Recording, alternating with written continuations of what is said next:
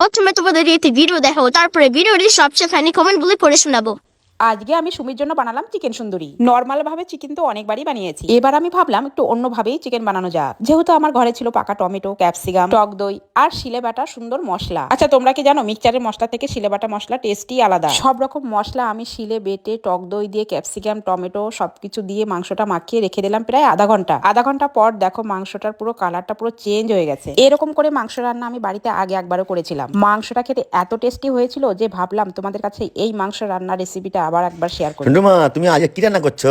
আজকে আমি রান্না করছি চিকেন সুন্দরী। নামটা তো তুমি খুব সুন্দর দিয়েছো, কিন্তু খেতে অতটা সুন্দর হবে তো? এই মাংস রান্নাটা তো আমি আগে একবারও করেছিলাম। রান্না আমার হয়ে গেছে, এবার তুমি খেয়ে দেখো কেমন হয়েছে। শোনো, আমি এখন খাবো না, বুঝলে?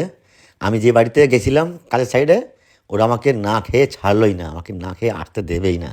তাই কি করবো, দুটো খেয়ে এলাম। ঠিক আছে, আমি তাহলে সুমিকেই খেতে দিয়ে দিই। দেখি সুমি মাংসটা খেয়ে কি বলে। আমি গেছিলাম বান্ধবীর বাড়ি, ওখান থেকে বাড়ি এসেই দেখি মা এই ইউনিক স্টাইলের চিকেনটা করেছে, আর এটা এত টেস্টি হয়েছে যে আমি মুখে বলতে পারবো না। তোমরা ভিডিওটা দেখে একবার রেসিপিটা ট্রাই করো, শিওর দারুণ লাগবে। चलिए शुरू करते हैं।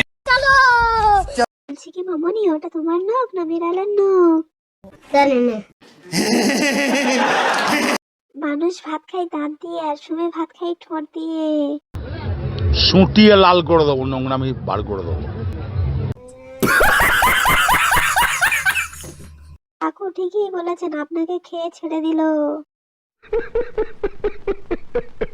বলছি কাকিমা, বাড়িতে প্রতিদিনই রান্না করো আর শুধু বলো যে কিছুই থাকে না বাড়িতে। বড় হারামি হো বেটা।